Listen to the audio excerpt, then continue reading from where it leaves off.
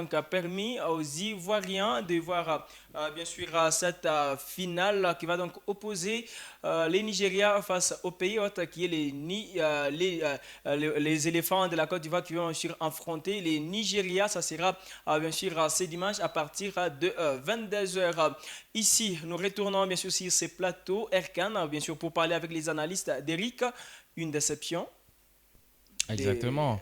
Une déception parce qu'on s'attendait tous voir cette équipe de la RDC aller jusqu'en finale. C'était ça la prière de tous les Congolais, malheureusement. On n'a pas su y arriver par des petites erreurs qui sont arrivées, notamment cette sortie un peu hasardeuse de notre gardien et qui nous a finalement préjudicié et c'est but qui est venu qui nous a complètement mis KO.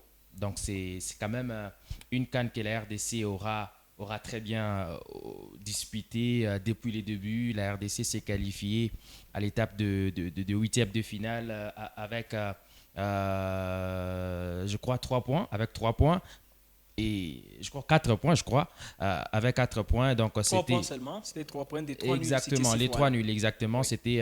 c'était pour nous un offre de soulagement parce que nous étions habitués au calcul, mais cette fois-ci, la RDC s'est qualifiée avec pas trop de calculs. La RDC a réussi à écarter l'Égypte, la RDC a réussi à battre la Guinée. C'est une équipe de la RDC qui n'a pas démérité dans cette canne. C'est une équipe de la RDC qui a vraiment montré de quoi elle était capable. Mais voilà que la chance ne nous a pas souri. On a perdu face à la Côte d'Ivoire. On a une petite finale à jouer. On peut s'en sortir peut-être face à l'Afrique du Sud. Face à l'Afrique du Sud, une déception aussi, Franck, de voir les rêves de tout Congolais de soulever la troisième étoile, de voir sur les maillots des Léopards déjà la troisième étoile. Il n'y en a pas aujourd'hui. Ça s'arrête ici avec Sébastien Dessa avec sa nouvelle génération. Écoutez, Pierrot, c'est pas totalement une déception, hein, puisque l'équipe de la RDC étant outsider, donc ils étaient en phase de reconstruction et arrivés en demi-finale.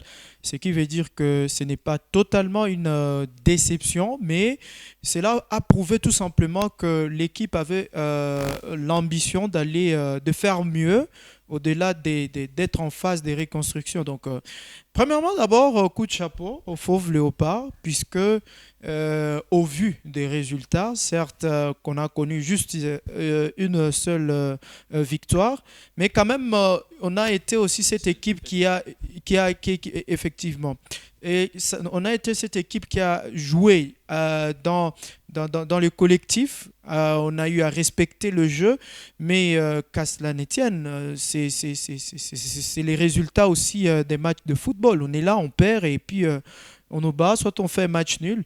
Et dans une étape comme le demi-finale, c'est que le plus réaliste prend le dessus sur l'autre. Et c'est ce que la Côte d'Ivoire a eu à faire. Certes qu'il y a vraiment une mauvaise lecture de la part de notre gardien de but. Parce que quand le ballon rebondit, ce qu'on fait, c'est rentrer d'abord en arrière et puis on saute. Et il n'a pas fait une très très belle lecture, mais ça a payé. Ça a payé lourdement. Et nous sommes éliminés, c'est pas fini. La troisième place reste encore à batailler. Et du coup, j'ai dit en tout cas bravo une fois de plus aux Fauves. Bravo, Fauve. Ici, est-ce que Derrick on peut se dire que Hermès Faye, c'est l'homme le plus erré aussi du côté de la Côte d'Ivoire pendant, bien sûr, quand il jouait, il n'a pas pu donner la canne à la Côte d'Ivoire, mais cette fois-ci, il prend une équipe en phase, donc en huitième de finale, il relève la tête et aller jusqu'en finale. N'est-ce pas déjà un exploit du côté de la Côte d'Ivoire de voir un sélectionneur je ne sais pas moi, peut-être l'histoire, un entraîneur et un sélectionneur qui prend une équipe au cours de la compétition et va jusqu'à la fin. Exactement, c'est l'homme le plus heureux actuellement parce qu'il a pris la Côte d'Ivoire à une étape où l'équipe était déjà en train de patauger avec cette défaite, je crois, 4 buts à 0 face au Burkina Faso. La Côte d'Ivoire était déjà, les espoirs des Ivoiriens commençaient à disparaître petit à petit, mais lorsqu'il est venu, il n'a pas tenu compte de tout ce qu'il a trouvé. Il s'est concentré sur le travail, il a commencé à batailler sur cette équipe ivoirienne.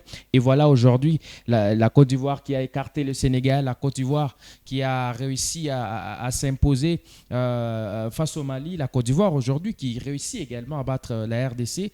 Et c'est vraiment un exploit pour lui, c'est vraiment un exploit et c'est une joie immense. On l'a vu, Didier Drogba qui était vraiment très émotif dans ces matchs. Il attendait aussi, comme tous les autres Ivoiriens, cette qualification en finale.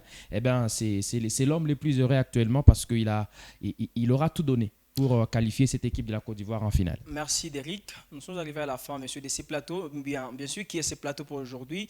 Mais là, bien sûr, ces plateaux continuent jusqu'à samedi et dimanche. Vous aurez bien sûr à suivre d'autres analystes et d'autres présentateurs. Derrick, merci encore une fois de plus pour la confiance que nous avez ainsi accordée. Merci à vous, Pierrot. Merci à toutes ces personnes qui nous ont